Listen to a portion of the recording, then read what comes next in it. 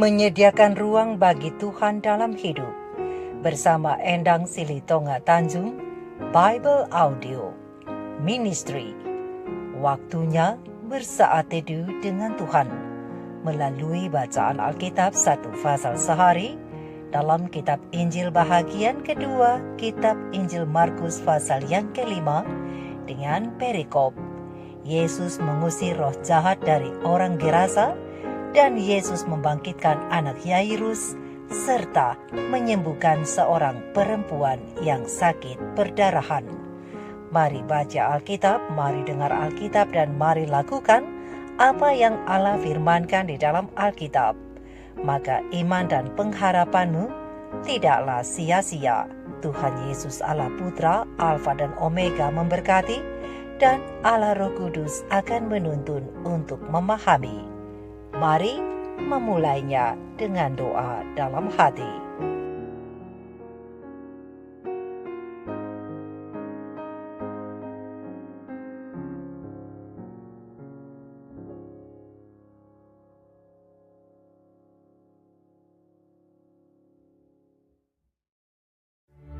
Lalu sampailah mereka di seberang danau, di daerah orang Gerasa. Baru saja Yesus turun dari perahu, datanglah seorang yang kerasukan roh jahat dari pekuburan menemui dia. Orang itu diam di sana, dan tidak ada seorang pun lagi yang sanggup mengikatnya, sekalipun dengan rantai, karena sudah sering ia dibelenggu dan dirantai, tetapi rantainya diputuskannya, dan belenggunya dimusnahkannya, sehingga tidak ada seorang pun yang cukup kuat untuk menjinakkannya. Siang malam ia berkeliaran di pekuburan dan di bukit-bukit sambil berteriak-teriak dan memukuli dirinya dengan batu. Ketika ia melihat Yesus dari jauh, berlarilah ia mendapatkannya lalu menyembahnya, dan dengan keras ia berteriak, "Apa urusanmu dengan aku, hai Yesus, Anak Allah yang Maha Tinggi? Demi Allah, jangan siksa aku!" Karena sebelumnya Yesus mengatakan kepadanya, "Hai engkau roh jahat, keluar dari orang ini." Kemudian ia bertanya kepada orang itu, "Siapa namamu?" Jawabnya, "Namaku Legion, karena kami banyak." Ia memohon dengan sangat supaya Yesus jangan mengusir roh-roh itu keluar dari daerah itu. Adalah di sana di lereng bukit sejumlah besar babi sedang mencari makan.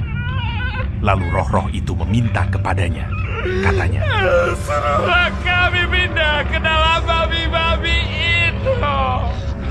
Biarkanlah kami memasukinya."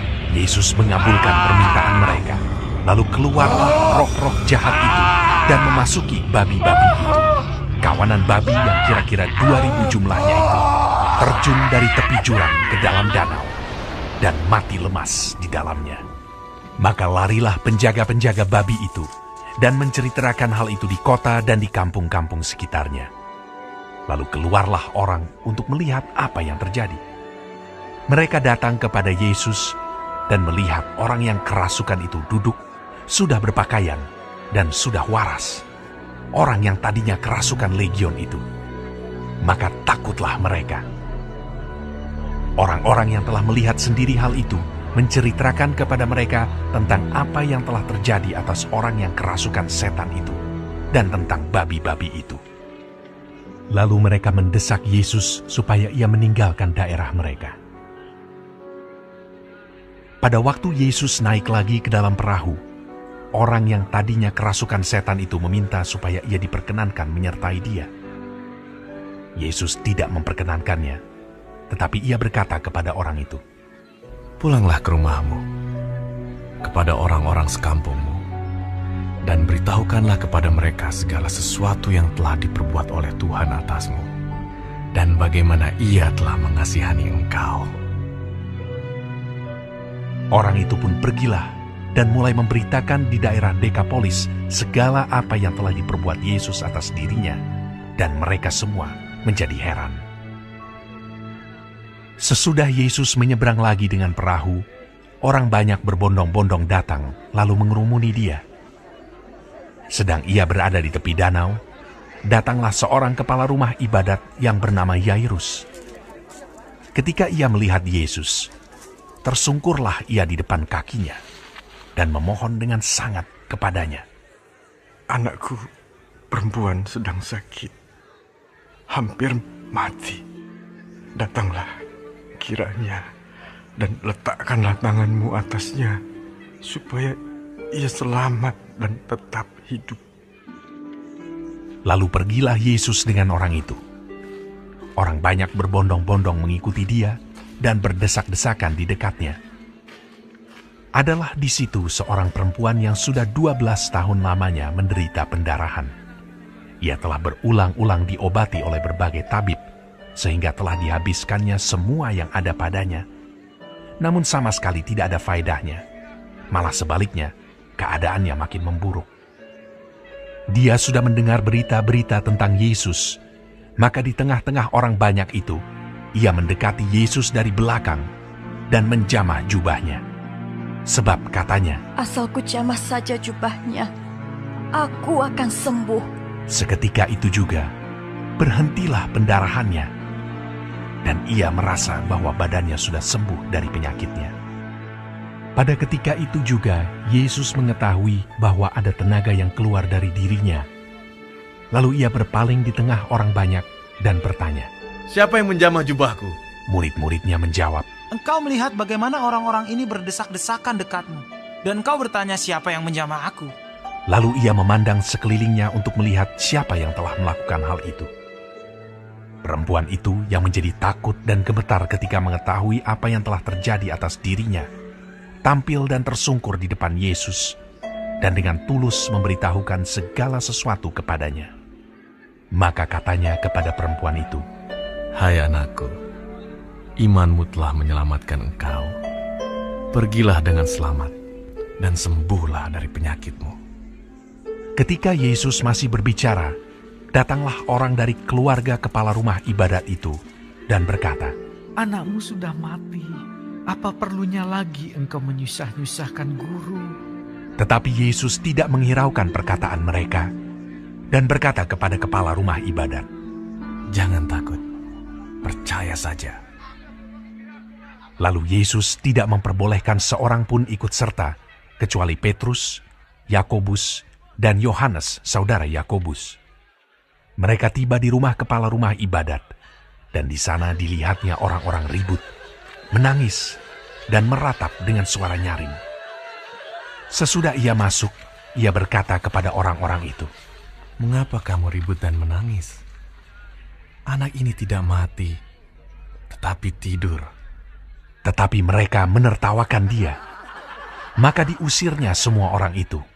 Lalu dibawanya ayah dan ibu anak itu, dan mereka yang bersama-sama dengan dia, masuk ke kamar anak itu. Lalu dipegangnya tangan anak itu.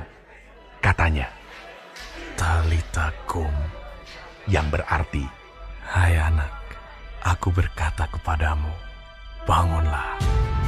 Seketika itu juga anak itu bangkit berdiri dan berjalan, sebab umurnya sudah 12 tahun. Semua orang yang hadir sangat takjub. Dengan sangat ia berpesan kepada mereka, supaya jangan seorang pun mengetahui hal itu. Lalu ia menyuruh mereka memberi anak itu makan.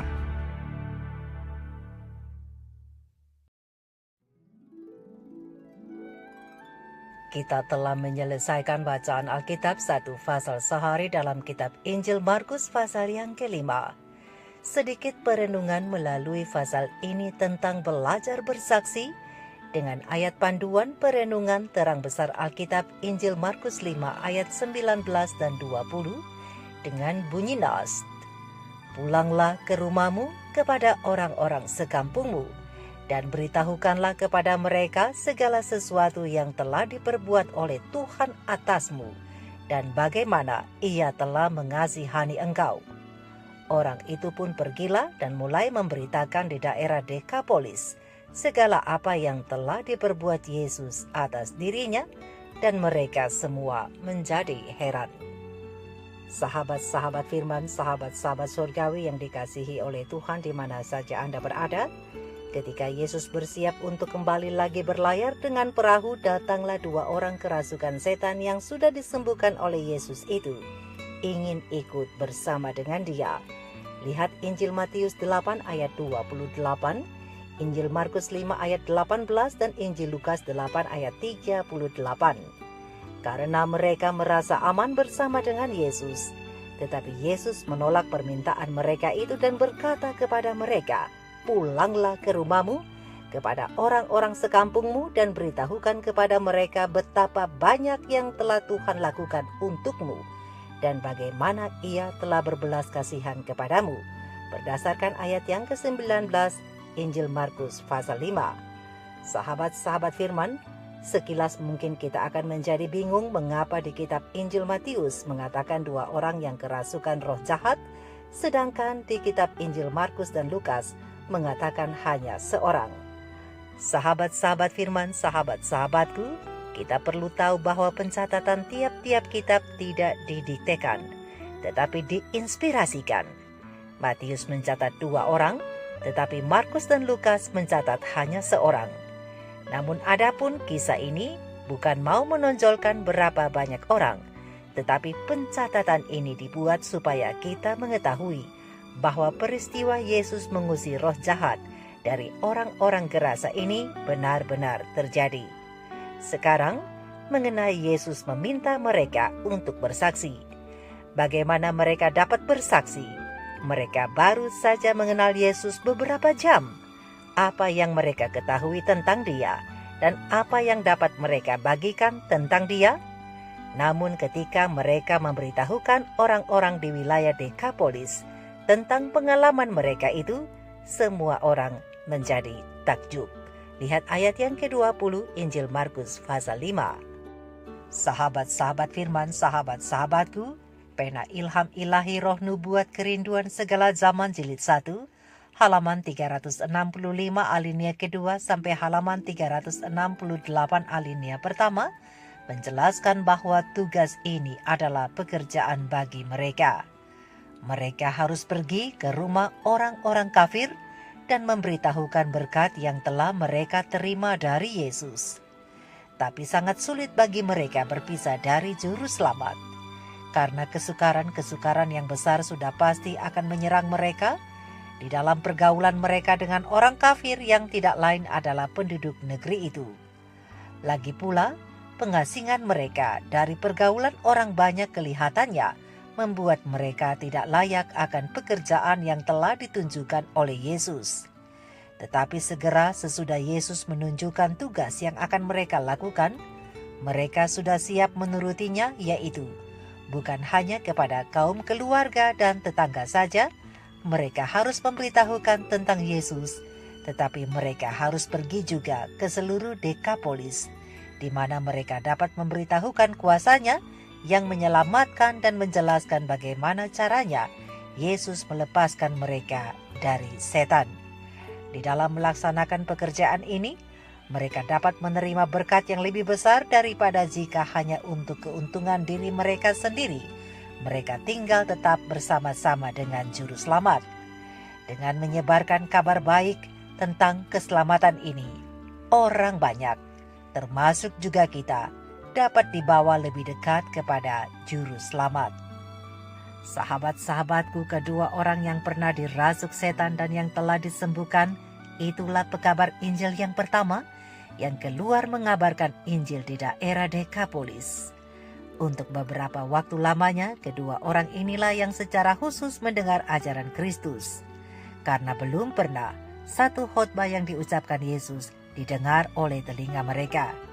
Mereka tidak dapat mengajar orang banyak sebagaimana yang dapat dilakukan oleh murid-murid yang setiap hari bersama-sama dengan Kristus. Tetapi mereka telah menaruh di dalam diri mereka sendiri bukti bahwa Yesus itu memang Mesias.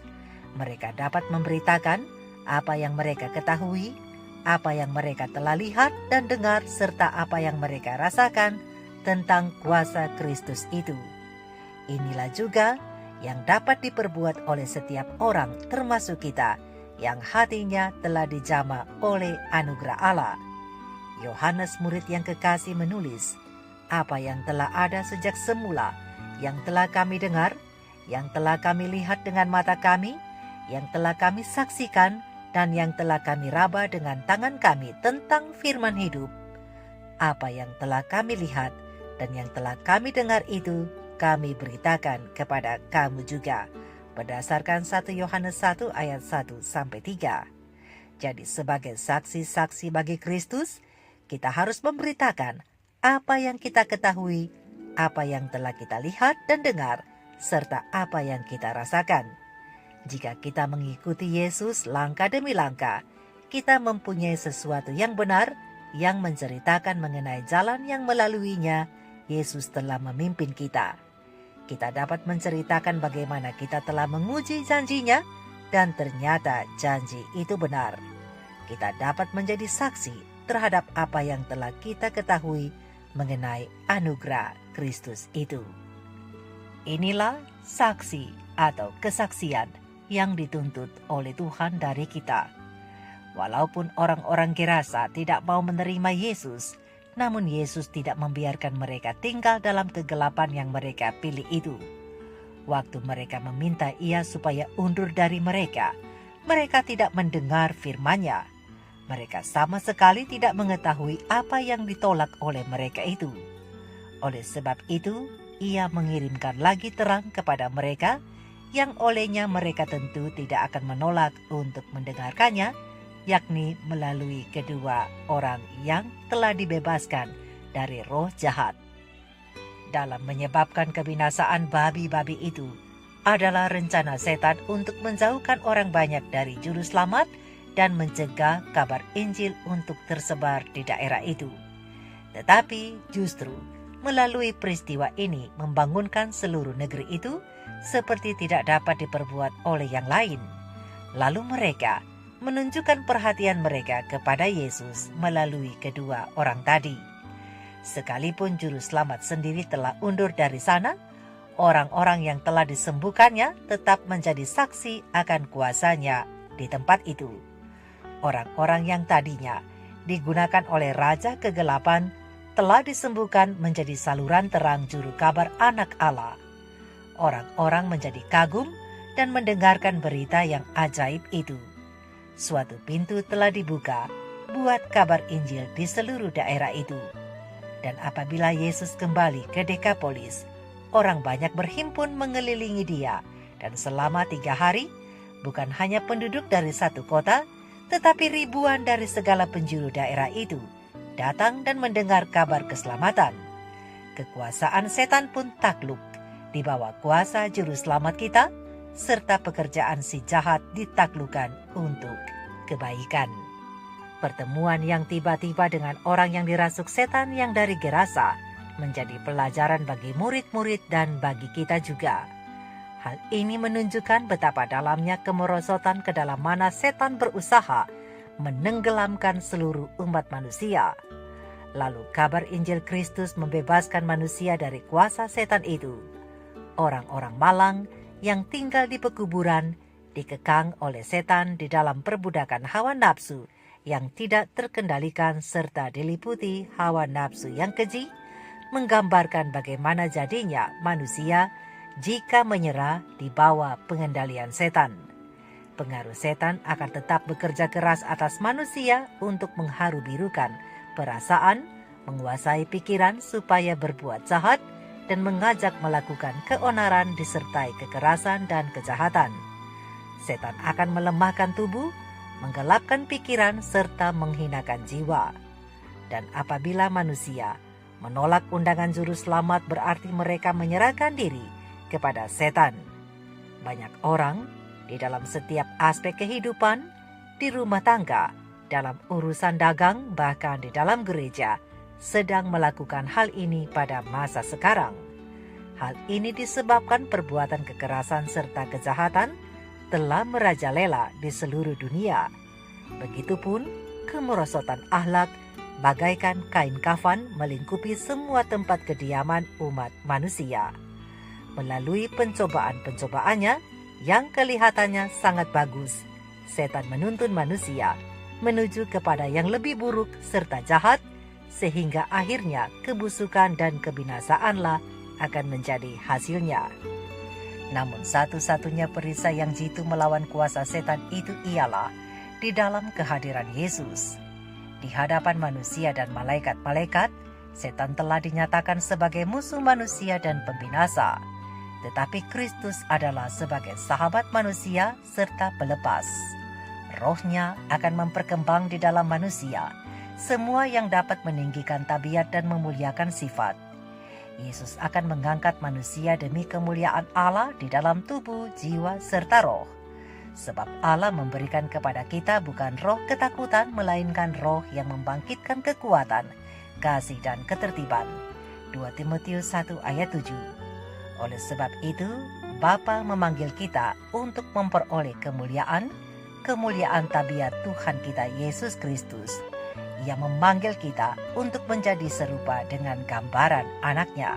1 Tesalonika 2 ayat 14 dan Roma 8 ayat 29. Dan bagi jiwa-jiwa yang sudah direndahkan menjadi alat setan, masih dapat diobahkan melalui kuasa Kristus dan menjadi juru kabar kebenaran.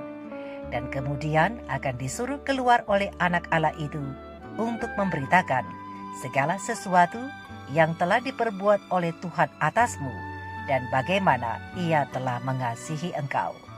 Sahabat-sahabat firman, sahabat-sahabatku, bersaksilah untuk apa yang sudah Tuhan buat bagimu, di mana engkau telah mendengar kebenaran yang belum pernah engkau dengar sebelumnya, dan saksikan bagaimana rahmat pengasihannya mengantarkan engkau kepada Yesus dan keselamatan melalui firman-Nya.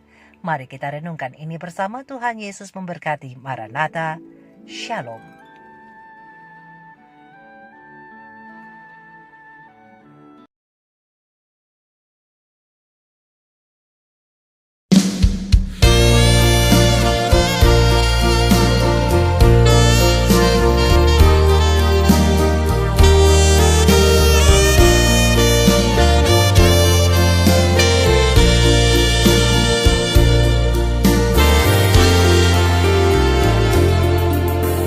Dalam dosaku hanyut, jauh dari Tuhanku.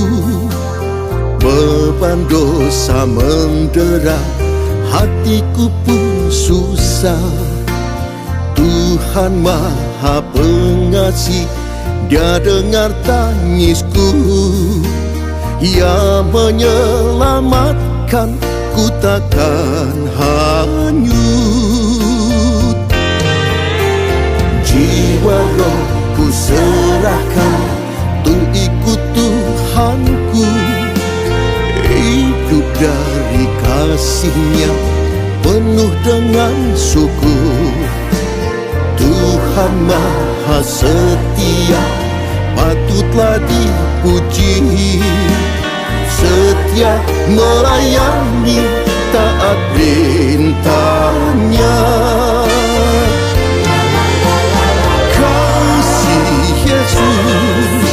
Selamatkanku dengan kasih setia-Nya, selamatkanku. Kasih Yesus, selamatkanku dengan kasih besar-Nya, selamatkanku.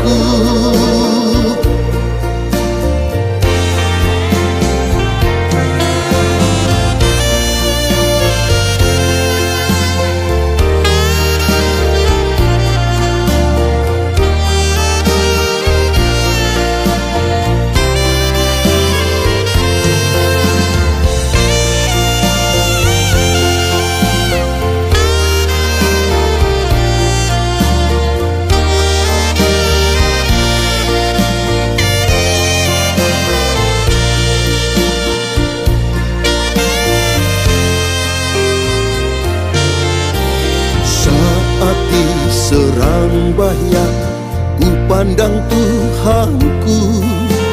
Kasih-Nya yang melimpah, pasti ditolong-Nya. Tuhan Maha Maha Penguasa, ombaklah pun taat. Ya selamatkanku, takkan binasa. Kasih Yesus, selamatkanku. Dengan kasih setianya, selamatkanku. Kasih Yesus, selamatkanku. Dengan kasih besarnya, selamatkanku.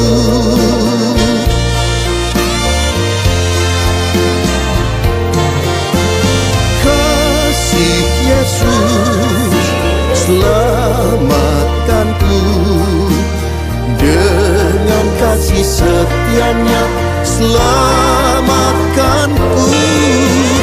Kasih Yesus, selamatkanku. Dengan kasih besarnya, selamatkanku. Dengan kasih besarnya, selamatkanku.